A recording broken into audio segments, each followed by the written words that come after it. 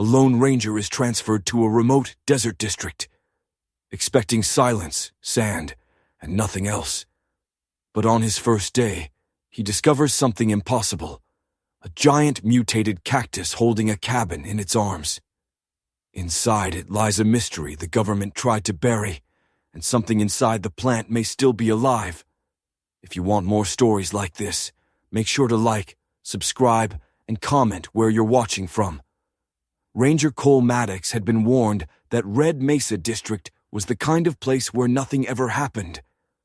Endless desert, empty roads, quiet horizons. A temporary transfer, they said.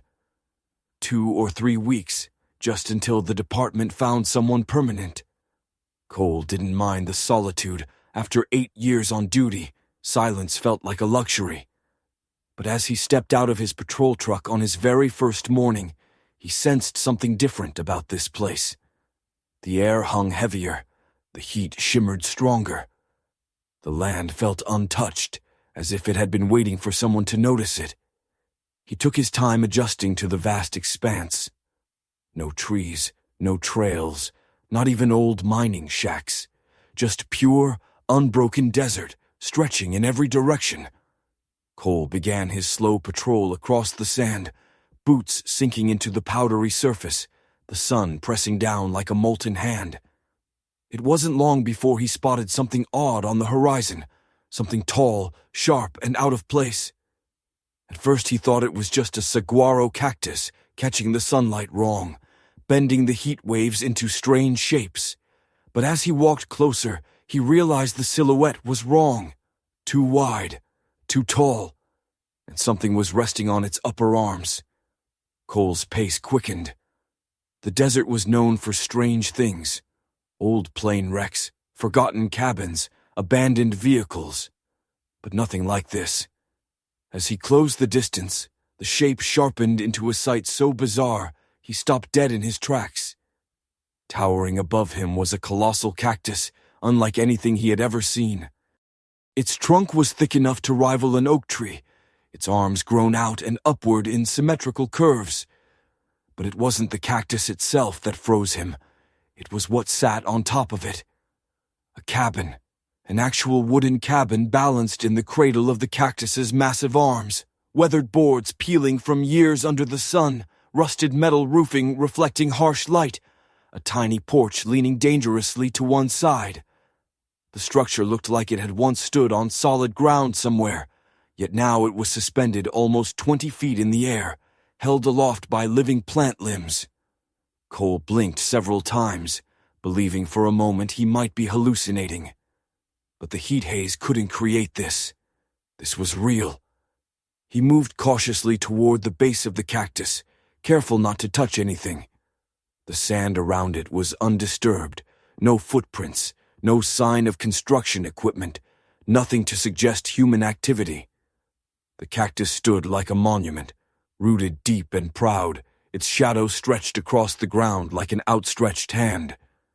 Cole could hear his own heartbeat as he circled it, taking in every detail.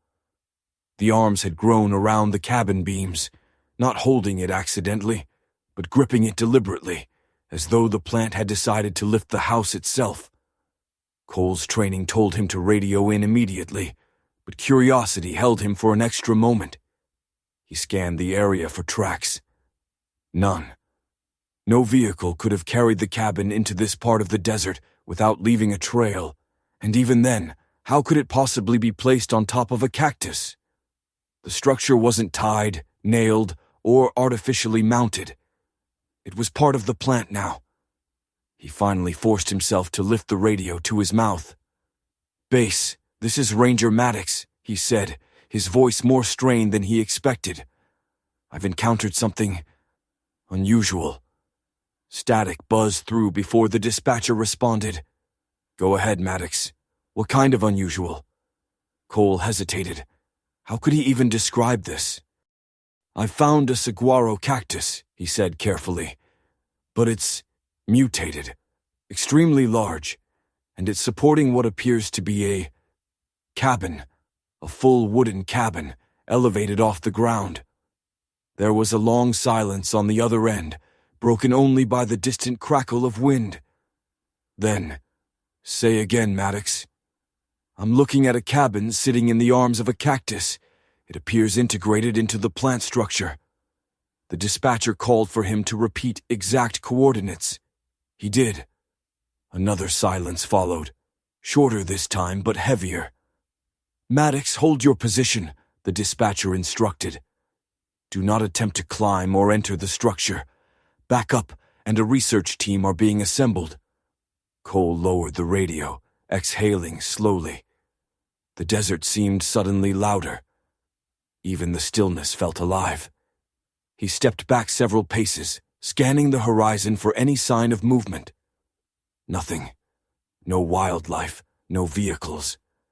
The only thing standing against the endless sky was the giant cactus and the impossible structure it carried. He paced a slow circle, taking care not to disturb the ground near the roots. The cactus arms were unnaturally thick. The spines were shorter than normal, almost recessed into the green flesh. The surface had a smoothness inconsistent with anything native to the region. Cole knelt and examined the massive trunk. It wasn't damaged, it wasn't cut or manipulated. The growth looked natural, if natural had any meaning here. His radio crackled again. "Ranger Maddox, ETA for the response team is 1 hour. Keep visual contact and report any changes." Cole nodded instinctively, even though no one could see him. "Understood." He stayed where he was, but his eyes kept drifting upward. The cabin looked abandoned, but the longer he stared, the more details he noticed. The windows were intact, though dusty. The door was slightly ajar. A metal chimney poked through the roof, long corroded. A faded lantern hung on the porch beam, swaying slightly in the desert breeze. The place felt frozen in time, untouched for years. Cole's mind raced through possibilities. Maybe it was some elaborate art installation. But no artist had permission to build something in a protected zone. Maybe it was an old research station. But why on a cactus and how? Maybe someone dragged the cabin out here decades ago, long before regulations tightened. But without machinery, without roads, impossible. He stepped back again, shading his eyes as he studied the structure from a wider angle. The desert sun painted the wood in golden tones, making it look almost ghostly. As he stared, he felt an odd sensation, something between awe and unease. The cactus, towering and silent, seemed almost aware of him, almost watching him. He shook off the thought and forced himself to stay alert. He had a responsibility now to secure the area, maintain distance, and wait for backup. But even as he followed protocol, his stomach tightened with the sense that he had stumbled onto something far more significant than a strange plant. Over the next hour, he took slow laps around the base, maintaining a perimeter while keeping the towering structure in view. Every time he returned to his starting point, the sight felt no less surreal. He checked the sky frequently, waiting for dust trails or aircraft. Nothing yet. Cole had seen his share of unusual cases during his career: illegal grow operations, abandoned mining shafts, lost hikers, but never anything like this.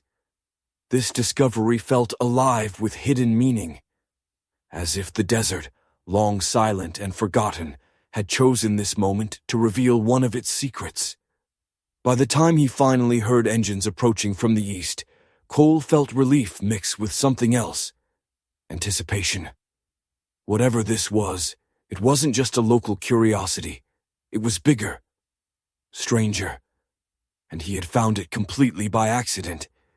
The response team's vehicles grew closer, raising clouds of dust. Cole straightened, keeping his gaze fixed on the massive cactus and the house perched within its limbs. His first day in Red Mesa was nothing like he expected, and deep down, he knew it was only the beginning.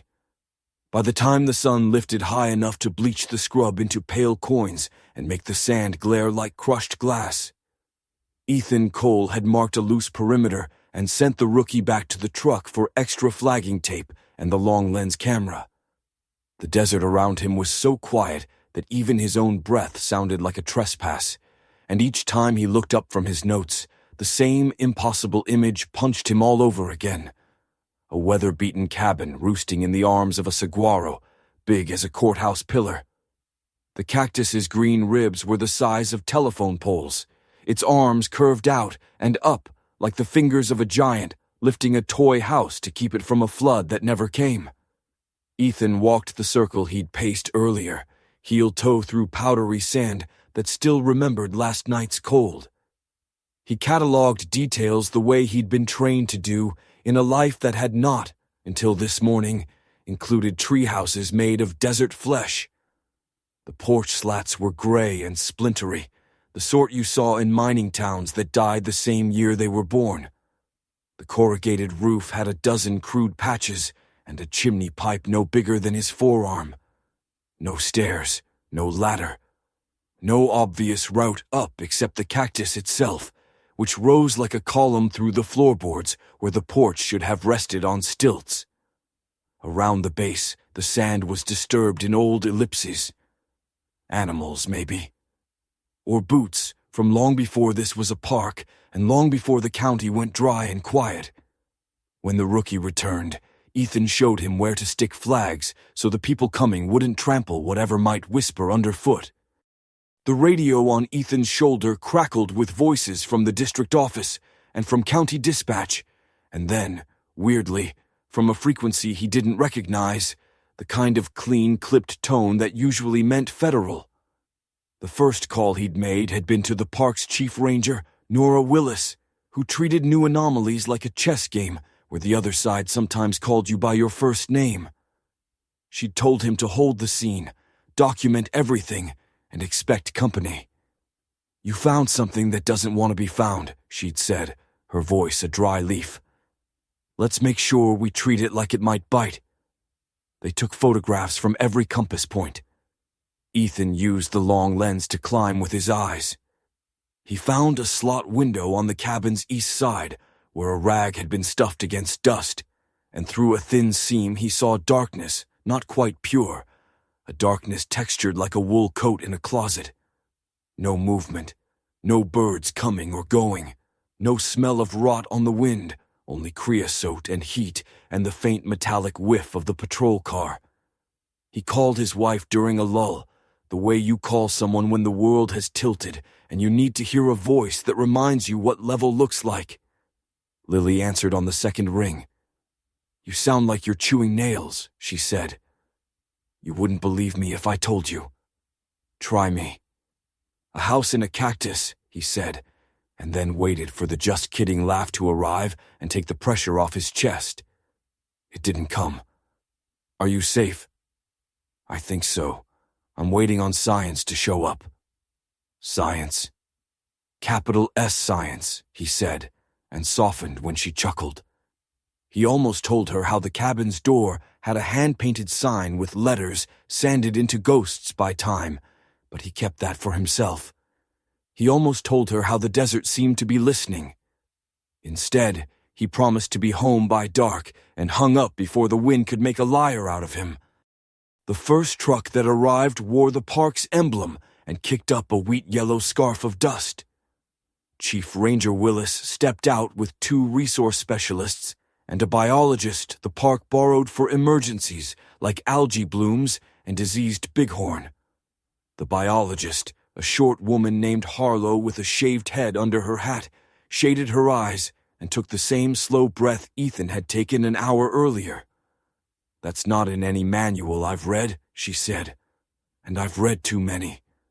More vehicles followed, county, then state, then 2 black SUVs that cut the washboard road into new geometry and parked with a kind of punctuation at the end of the caravan. Ethan felt the air change when those SUVs' doors opened. The men who stepped out wore sunglasses that didn't admit sky, and their gait said they'd spent their lives in places where concrete made the rules. They introduced themselves with badges held just long enough to be seen and forgotten. They were here to assist, they said, to observe, to keep everyone safe. Safe from what? The rookie muttered, too low for anyone but Ethan to hear. Don't get ahead of your feet, Ethan said, but he felt the same question press on his ribs. They made a plan because plans are what you make when you're staring at something from a dream. The county fire crew erected a portable ladder with stabilizers that looked comically small beside the cactus's bulk, and a rope team anchored lines to a steel stake they screwed into the earth. You go up? Harlow asked, glancing at Ethan. It wasn't a challenge. It was a recognition. He had found it. He knew how the wind curled around the arms. He knew where the surface looked generous, and where the spines were so dense they made their own shadow. I'll go, he said, and then he was climbing, gloved hands finding holds in the cactus's tough accordion skin, boots careful against weight-bearing ribs. The ladder took him only to the first elbow of the giant, and from there he moved like he'd learned on granite. 3 points of contact, small shifts of balance, listening to the plant for any complaint. Up close, the cactus smelled green in a way most of the desert never did, a damp vegetal breath like the inside of a melon. He couldn't help laying a palm flat against it. It was warm and alive and impossibly tolerant of his presence. The porch was just wide enough for one man to crouch. The door had a rusted latch and a single hinge that whispered when he nudged it with his knuckles. "Recording," he said into his mic, and he described what he saw as if the words would build a bridge back to the people below. A coat hook, a tin cup, a table cut from plywood with scars like constellations, a lantern, a bookshelf made from fruit crates, and everywhere the fine gray dust that lives where people used to be. He swallowed. No odors of decomposition, no sign of recent occupancy. I'm moving inside. He stepped across a threshold where the cactus's central column pierced the floor, a slow green piston supporting the room like a tree through a deck. At the far wall, an iron cot leaned against plaster the color of old teeth, and above it a row of thumbtacked notes marched in uneven lines. Numbers, chemical symbols, sketches of segmented ovals that might have been seeds or eyes. There were jars, some sealed with wax, some cloudy from age, containing what looked like soil strata or dried stems coiled upon themselves. And at the small square table nearest the window, a notebook lay open to a final page, the ink spidered where a drop of water had once fallen. He took more photos. He read a sentence out loud and heard his voice change. Trial. 29 shows promise. Vascular dilation continues past modeled thresholds. The symbiotic scaffold supports load greater than predicted. He turned the next page with 2 fingers and saw something that made his chest feel tight and hollow at once. A Polaroid of the cabin taken from the desert floor. The same angle as his first photograph, only in this one the cactus was smaller, its arms shorter, the cabin steadied on wooden struts like a fawn on wobbling legs. In the corner, someone had written in block capitals, Year 1. Behind him something nudged lightly, and he pivoted with his hand on the butt of his sidearm before he understood the cactus had swayed in a small wind. He laughed once, quietly, at himself and at everything. The closet door stuck on the first pull. On the second it opened 6 inches, halted by a weight that was not dust or air. He felt the cool run out of his spine as if he'd been unplugged. I'm at a closet, he said, and the words sounded like someone else's. There's an obstruction. Don't force it, came Chief Willis's voice, firm and calm. If you can see, document. If not, back out. Ethan crouched and angled the flashlight beam through the wedge. The light slid over an outline shaped by time into soft geometry, but there was nothing soft about what it was. Bone has a way of ignoring years. It remembers farther back than wood or iron. He saw a shoulder collapsed inward, a length of arm folded like rope, the suggestion of a skull where hair had once been. The white was not clean. It wore grit and history. On the skeletal hand, if a tangle of carpals can be said to wear anything, sat the ghost of a watchband, desiccated leather fused to the radius. He drew in air slowly. "We have human remains," he said. "Single set, partially visible in a closet space. I'm not going to manipulate further." The silence below was deep and brief, and then the procedural chorus began. Harlow's voice like a metronome. "Copy that. Withdraw. We'll secure evidence, Tex. No more interior movement." Someone from the SUVs asked for the time, and he gave it, and then he backed away from the closet, away from the notes, away from the Polaroid where year one meant a calendar, lived inside this thing and counted without him. On the porch, he let his knees take the weight his mind refused. The desert reasserted itself, heat humming, a hawk somewhere stitching the sky. He clipped the camera to the rope and lowered it hand over hand until gloved palms accepted it below. Coming down, he moved slower, talking to the cactus under his breath. "Thanks," he heard himself say, absurd and sincere. "Thanks for holding." At the base, he drank 2 inches of water that felt like a reprieve from a sentence he didn't know he'd been serving. Chief Willis stood with her hands on her hips, looking from Ethan to the cabin and back again. "You did it right," she said. "We keep it clean now. We let the process do what the process does." He told her what he'd seen and what he'd chosen not to touch. He described the notes and the jars and the cot that suggested someone had climbed up here at night and listened to coyotes yip while their heart beat against the cactus's living wall. He described the Polaroid and the block letters that put a birthday on this miracle. When he reached the part about the remains, he slowed without meaning to. He watched the way people shifted their boots in the sand as if it mattered where they stood, as if they might step on a shadow and harm it. The county medical examiner's 2-person team arrived in a boxy van that looked disgusted to be off pavement. They spoke in low voices and terms that turned a human life into categories the law understood.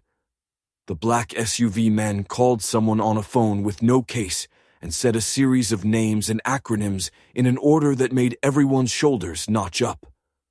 The park closed a 5-mile radius with speed that would have been impressive if it hadn't been necessary. Word had already reached one of the local AM stations. You could tell by the way a dust plume far out on the county road stopped, reconsidered, and then returned the way it came. Hours moved like months, and like minutes.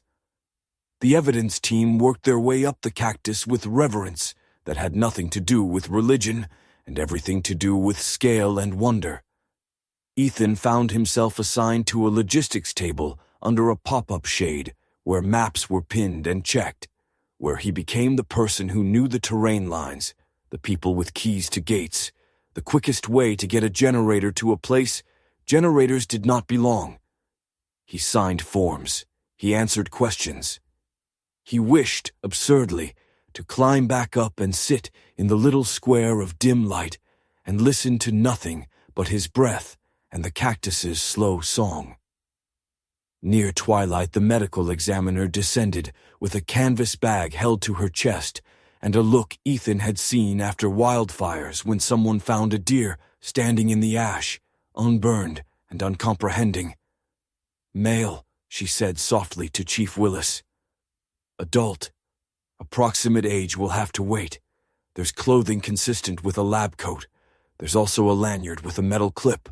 The plastic ID is degraded, but there's a name fragment. We'll know more tonight." Ethan didn't ask what the fragment was. It felt like reading over a stranger's shoulder, and he'd already trespassed enough for one day. The SUV's men were less careful. They wanted the fragment spoken out loud so it could be typed into a phone and sent into a world Ethan rarely saw. When the examiner finally said it, Smith, half the people let out that disappointed sound Americans make when a mystery refuses to solve itself in a single act. Smith could be anyone. Smith was everyone. Smith was a country. The sun fell and took the heat with it. Generators coughed themselves awake and threw cold light on canvas and clipboards and quiet faces. The cactus and its house became silhouettes with halos, an icon pasted on the sky. Ethan logged one last set of details and walked the dark edge of the perimeter, headlamp off, trusting his feet. He could hear coyotes now, and the shivery thrill of night riders out where the road turned black and nobody could prove you were there. He was not a mystical man, not given to seeing fate folded into the weather, but he felt, without wanting to, that something old had opened underfoot, and that his boot print would be in the first page of whatever happened next. Back at the command table, Chief Willis handed him a coffee that tasted like it had been boiled in a hubcap. "You're off for the night," she said. "Get home, sleep. Tomorrow's going to get crowded." He looked past her to the cactus, carrying its house like a parent with a sleeping child. The porch railing threw a crosshatch shadow on the cabin's face. He imagined the man in the closet, imagined him alive, fingers stained with soil and solvents, writing year 1 on a photograph as if he could pin time to a board and keep it from blowing away. "Yeah," Ethan said. "I'll go." Driving out, he watched the hazard lights blink in his rear view until the desert swallowed them. At the highway, he turned toward town, toward a kitchen light that would be left on for him and the smell of Lily's rosemary plant by the sink. He told himself he would sleep. He told himself tomorrow would be all forms and briefings. He told himself the story would belong to other people now. But an image stayed with him the whole way, as stubborn as a burr in a cuff. The great green arms holding the little house high above the sand, as if the desert itself had decided to cradle someone's secret, and had done such a good job of it that the secret had become the only honest thing left. The briefing tent smelled faintly of dust, canvas, and the cheap coffee someone had brewed at dawn. Ranger Cole Maddox sat at the far end of the folding table, while scientists, federal observers, and park officials shuffled papers, typed notes, and whispered among themselves. Outside, the sun had barely risen, but the desert was already blazing, throwing long, thin shadows across the sand and framing the colossal cactus in a pale gold glow. From inside the tent, the mutant plant looked almost serene. Cole knew better. Nothing about this was serene. Dr. Evelyn Ramirez, head of the federal research team, entered with a clipboard tucked under her arm. The room quieted instantly. She carried herself like someone used to walking into chaos and expecting people to fall into formation around her. Her dark hair was tied back, her expression sharp and sleepless. "Let's begin," she said without raising her voice. "We have confirmed the identity of the deceased." Cole's stomach tightened. The previous night had been long, filled with equipment checks, perimeter markers, and endless coordination until nearly dawn. He'd slept maybe an hour, sitting half upright in the patrol truck. Now he leaned forward, bracing himself. Dr. Ramirez clicked a button on a projector. A faded ID photo appeared on the screen, a middle-aged white man with square glasses and a tired smile. The background was a sterile white, typical of government labs. "Dr. Lawrence H. Greeley," she announced. "Biologist, chemist, and lead researcher on a classified project known as Program Helios, missing since 2006. A hush fell around them. Even the federal officers exchanged uneasy glances. Cole felt a faint chill crawl up his spine. He'd known this was big, but not this big. Ramirez continued, flipping to another slide, an archived memo stamped with layers of redacted lines. Dr. Greeley specialized in biological adaptation, gene modification, and rapid growth plant engineering. According to his early work, he believed desert flora could be genetically altered to support habitation structures. She paused, and her eyes shifted briefly toward the giant cactus outside. He was attempting to engineer plants capable of merging with built environments. Cole felt his pulse thump behind his ribs. He pictured the way the cactus's arms had gently curved around the wooden beams of the cabin, as if grown deliberately to cradle it. "So, this wasn't an accident," he said quietly. "He built that thing." "Not exactly," Ramirez replied. "He grew it." The words felt heavier than the desert air. She switched to another slide, a torn page-scan from a lab notebook. Handwritten sketches of segmented stems, vascular systems, and bizarre cross-section diagrams were scattered across the aging paper. Some diagrams were labeled SC12, Helios Variant A, and Support Integration Study. Dr. Greeley was experimenting with an experimental mutagenic compound designed to accelerate growth and structural intelligence in plants, Ramirez said. He believed flora could be modified to respond to load, stress, and environmental conditions, essentially creating a living scaffold. Cole frowned. Structural intelligence, like decision-making. Ramirez hesitated. Adaptive response, not true intelligence. The plants wouldn't think, but they would react, seek stability, reinforce structures, integrate with their surroundings. Cole slowly exhaled, remembering how the cactus had seemed almost aware of him during his climb. The faint, subtle sway, the warm pulse in the stem, the eerie sense of presence. Ramirez continued. The cabin is not an artifact placed on top of the cactus. We confirmed that its beams are enveloped by plant tissue. The cactus integrated the structure as it grew. A young researcher raised a hand. Do we know why Greeley built the cabin up there?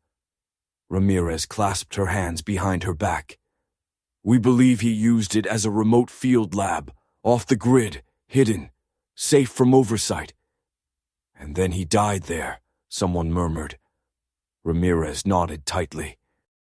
We recovered several notebooks inside the cabin, all in advanced decay. But one entry confirms he continued the experiment long after he was officially declared missing. He appears to have injected the cactus with multiple serum variants over a period of 5 years. Cole leaned forward. 5 years? But that cactus is enormous. How long would it take to grow like that? The biologist from the Park Service, Dr. Harlow, quickly answered.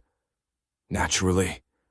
200 years, with the growth acceleration indicated in these notes. If the serum worked, maybe 15 years, maybe less. A murmur rippled across the room. Cole swallowed. That timeline matched Greeley's disappearance. It matched the Polaroid he'd seen. Year 1. Ramirez switched to another slide. This one a photograph of Greeley taken decades ago in a lab. He looked younger there, hopeful, standing beside a small pot with a tiny cactus sprouting from it. According to what little remained in the cabin, she said, Greeley believed he was close to a breakthrough bioarchitectural growth, plants capable of sheltering humans, structures that could repair themselves, conserve resources, even adapt to extreme climates. Cole stared at the photo. So why did he die? Ramirez's expression shifted, tightening. We don't know. A beat of silence. We found no signs of trauma, she continued. No broken bones, no defensive wounds, no forced entry into the cabin. The door was closed from the inside. Based on what we know, he may have succumbed to dehydration, isolation, or exposure. This environment is unforgiving. Cole wasn't convinced. Something about the cabin felt wrong. Too quiet, too suspended in time, too preserved. A researcher spoke up. Did the cactus harm him? Ramirez shot the idea down immediately. There is no evidence of that. But Cole caught the flicker of uncertainty in her eyes. She wasn't ruling it out, she just didn't want it voiced. She clicked the projector off. One more thing. We found a coded file in the cabin, a steel lockbox with most of its contents destroyed by time. But one intact document suggests Helios wasn't just about growth acceleration. Greeley was experimenting with bioresponsive memory. Cole stiffened. Memory? Ramirez tapped her pen against the closed folder. He thought plants could store environmental data over long periods, remember patterns, adapt behaviors based on previous stimuli, a kind of biological archive. The tent went dead silent. Cole could feel everyone's eyes drifting toward the massive cactus outside. A slow-growing organism with memory. A plant that could recognize structures, react to touch, react to people. Cole felt heat prick up his spine. Ramirez cleared her throat.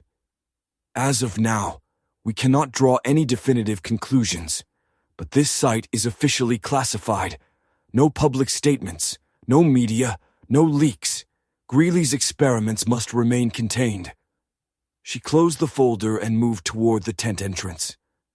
Ranger Maddox, she said, turning back to him.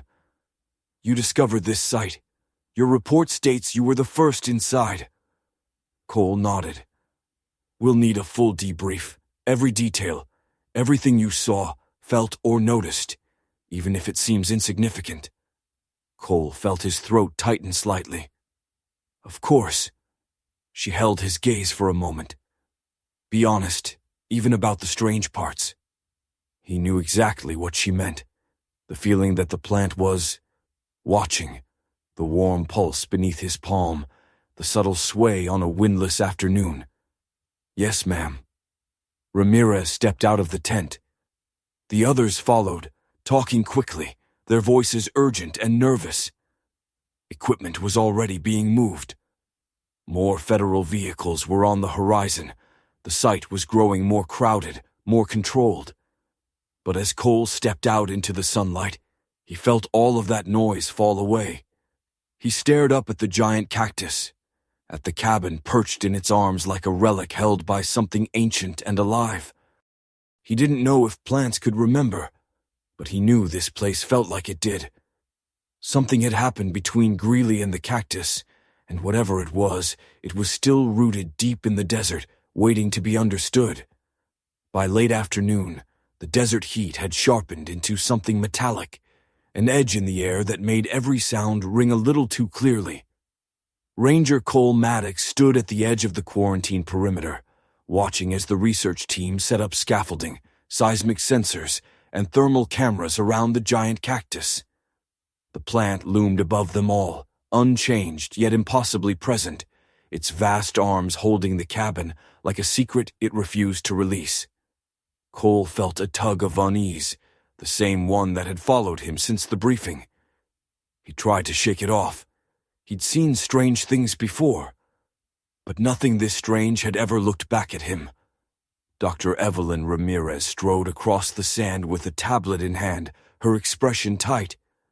"Ranger Maddox," she called. "You're with us for the substructure scan." Cole followed her toward the base of the cactus, where Dr. Harlow and two biologists were assembling a small ground-penetrating radar device. Its frame gleamed silver under the sun, an oddly delicate machine compared to the monstrous plant towering above it. "We'll run a vertical scan," Harlow said. "Check for density anomalies, vascular deviations, possible voids in the central column." "Voids?" Cole asked. "Empty spaces," Harlow replied. "Unnatural hollows. Could be part of the mutation. Could be deliberate." She didn't need to explain further. Cole imagined pockets inside the cactus chambers big enough to hold something. Or someone. Ramirez crouched beside the base and brushed her fingertips along the cactus skin. The flesh was thick, firmer than a normal saguaro. The spines minimal, almost withdrawn. "It's reacting to us," she murmured. Cole stiffened. "Reacting how?" Ramirez didn't look up. "It's increasing turgor pressure." "A mild defensive response," Harlow frowned. "It shouldn't be able to do that." No one argued. They all simply stepped back. The radar unit began to hum, sending pulses deep into the cactus's trunk. A few seconds later, silhouettes flickered across Harlow's monitor. Irregular rings appeared inside the plant pockets of density, odd curves, and narrow channels winding upward toward the cabin. "Look at that," she breathed. "The vascular structure is reorganized. It rerouted its own growth like a scaffolding." A Federal observer leaned in. "Meaning?" Harlow swallowed. "Meaning it shaped itself on purpose. It adapted to hold the structure." Cole felt the hairs on his arms rise. "Plants don't decide where to grow." Ramirez shot him a quick glance. "This one might." Before anyone could respond, a sharp metallic clang echoed through the desert. Everyone flinched. Cole's hand dropped instinctively toward his holster. A second clang followed, louder, like wood rattling against metal. They spun toward the cactus. The cabin door, which had been shut since the previous night, now hung slightly wider open than before. Not much, just an inch or two, but enough to make every conversation around them die at once. Ramirez stared at it, frozen. "Wind?" she said weakly. "No wind," Cole replied. It was true. The air was still, sun-hardened, unmoving. Harlow took several steps back. "Is the cactus shifting?" Cole moved closer, eyes narrowing. The massive trunk was steady. The arms were unbending. Nothing appeared to be moving. And yet, the porch beam had knocked against the railing again, producing that same soft clatter. Something was shifting inside. Ramirez snapped her fingers. "Thermal imaging. Now!" One of the researchers hoisted a thermal camera, adjusting the lens until the cabin came into focus. The screen glowed in patches. Shades of blue and purple where the desert heat hadn't penetrated. Then something flickered along the cactus's central column. Cole stepped in closer, squinting. "What is that?" the tech whispered. On the thermal feed, faint orange lines pulsed inside the cactus-thin streams, running upward like blood vessels carrying warmth. But the warmth wasn't coming from the sun. It was coming from inside. "Oh my God," Harlow whispered. "It's active. The plant is metabolizing. Something's stimulating it." One of the Federal agents swore under his breath. "That thing is 15 tons of biomass.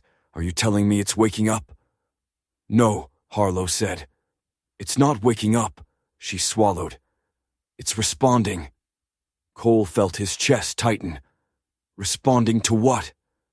Before she could answer, another noise erupted overhead, a groaning creak from the porch beams, louder this time, like the cabin was shifting under invisible pressure.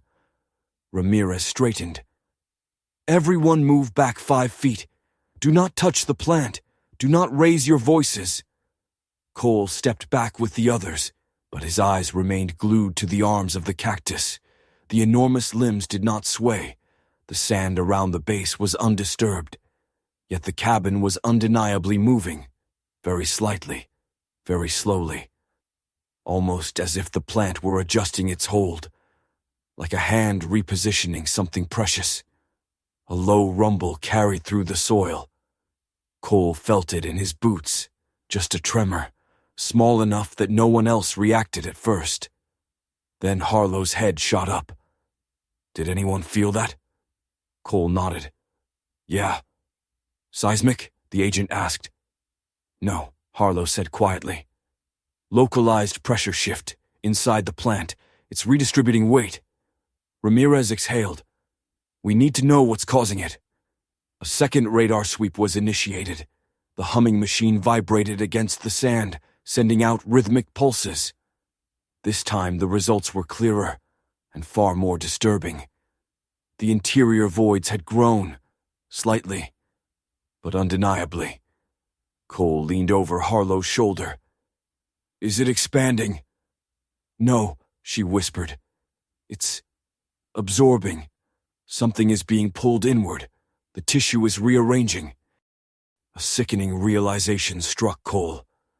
"Dr. Greeley," he murmured.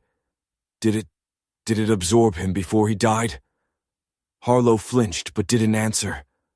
Ramirez did. Her voice was low and steady. "He didn't die inside the plant. His remains were found intact in the cabin. But what if, Cole began. Ramirez cut him off sharply. We do not speculate beyond evidence. Still, Cole saw the truth flicker in her eyes.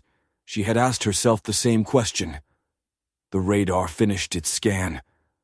Harlow froze, staring at the screen, her face turning pale. Oh no. What? Ramirez demanded. Harlow pointed. A new shape had formed inside the cactus. A long, narrow void near the trunk's core. It hadn't been there earlier in the day. It's humanoid, Harlow whispered. The room went silent. The shape was indistinct, softly contoured, faint as a shadow caught behind frosted glass, but unmistakable in outline. A torso, a head, arms folded against the body. No, Ramirez said, backing away. That's not possible. Cole felt the ground tilt beneath him. It's not Greeley. No, Harlow said. His remains are accounted for. The agent spoke in a low growl. Then who the hell is inside the plant? No one answered. Before anyone could move, the cabin above them creaked violently. Wood splitting, nails wrenching, the sound of the entire structure shifting in the cactus's hold. Forcefully, intentionally. Cole felt a surge of adrenaline scream up his spine. The giant plant wasn't simply reacting to the sensors. It was protecting something. Or someone. Ramirez snapped into action. Step back, everyone out of immediate range. Researchers scrambled, gear clattered, boots tore across the sand. Cole stayed locked in place for one final second, staring up at the massive plant as dust rained from the porch beams. A final shuddering groan echoed from the cabin. Cole stepped back in time, a chill cutting straight through the desert heat. Whatever secret Greeley had carried into this place, whatever he had grown, whatever the cactus was now hiding deep inside its flesh, it was still alive, and it did not want to be disturbed. By sunrise the next morning, Red Mesa no longer belonged to the park. It didn't even belong to the state.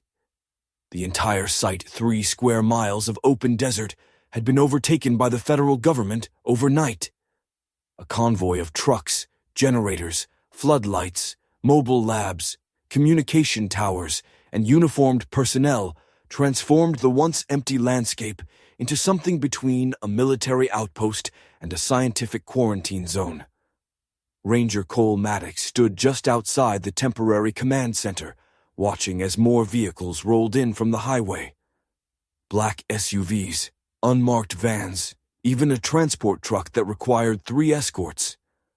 The air vibrated with engines, radio static, and the clipped orders of people who were trained to be invisible until the moment they appeared. Cole felt strangely out of place, like he had wandered into someone else's story. Yet everyone who passed him nodded with a mix of recognition and authority, as if they already knew who he was. As if his name had been entered into a file the moment he'd made that first radio call. Dr. Ramirez approached with a sealed folder tucked under her arm. She looked exhausted, but sharper than ever. "Ranger Maddox," she said. "Come with me." Inside the command trailer, cool air hummed from a portable AC unit. Ramirez gestured for Cole to sit. The table between them was cluttered with maps, scans, and updated images of the cactus from every angle. New thermal readings glowed with deeper intensity. The humanoid shape inside the plant, now highlighted on several screens, pulsed faintly, its outline slightly more defined than the day before. Cole avoided looking at it. The sight unsettled him more than he cared to admit. Ramirez flipped open the folder. The situation has escalated. Washington wants full containment. Effective immediately, the site is under federal jurisdiction. The Park Service will assist, but only within the perimeter. Cole nodded slowly. He had expected this, but hearing it spoken aloud made it feel final. "We're establishing a protected research zone," Ramirez continued. 24-hour surveillance, no local personnel without clearance. Cole's brow tightened. "Am I losing access to the site?" Ramirez hesitated. You'll be reassigned away from direct involvement, yes, but not for disciplinary reasons. She pushed a sheet of paper toward him. It was a formal commendation notice. Award for unusual and significant discovery. While in active service, Ranger Cole. Maddox Cole blinked. A commendation? You found one of the most significant biological anomalies in recent history, Ramirez said. Whether Greeley's mutation is dangerous or revolutionary, we don't yet know. But your actions were correct, methodical, cautious, and precise. You didn't contaminate the site. You reported it immediately. You followed protocol when most people would have acted out of curiosity. Her voice softened. You did your job, and you did it well. Cole didn't know what to say. He wasn't used to praise delivered with federal severity. Ramirez reached for a second document. There's more. After the analysis phase, there may be a national inquiry. Public or not, we'll see. When that time comes, you'll be cited as the primary discoverer. He nodded slowly. Thank you. Ramirez closed the folder gently. You're dismissed from field duty for today. Get some rest. Stay on call. As Cole stepped out of the trailer, the desert greeted him with blinding light and the roar of incoming machinery.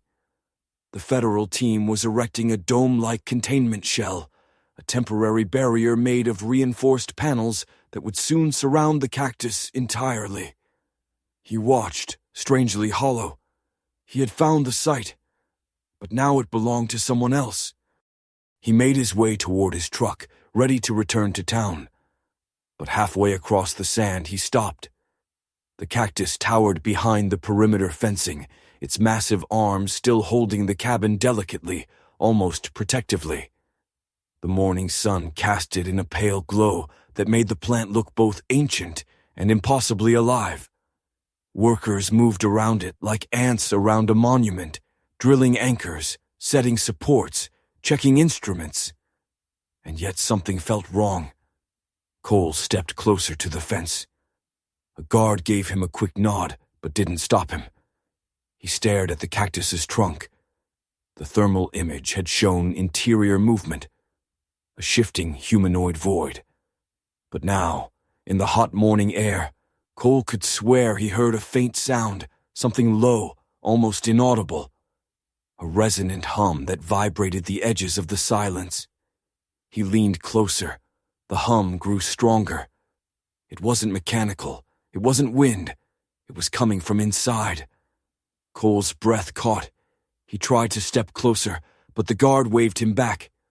Sir, you're restricted beyond this line. Cole nodded and retreated a step, but he couldn't pull his eyes from the plant.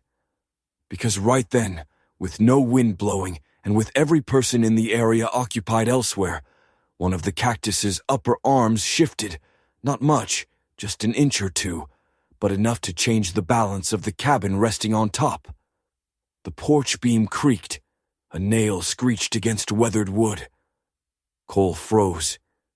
The shift had been subtle, careful, intentional. As if the plant were adjusting its hold again, as if it felt the containment being built around it, as if it didn't like it.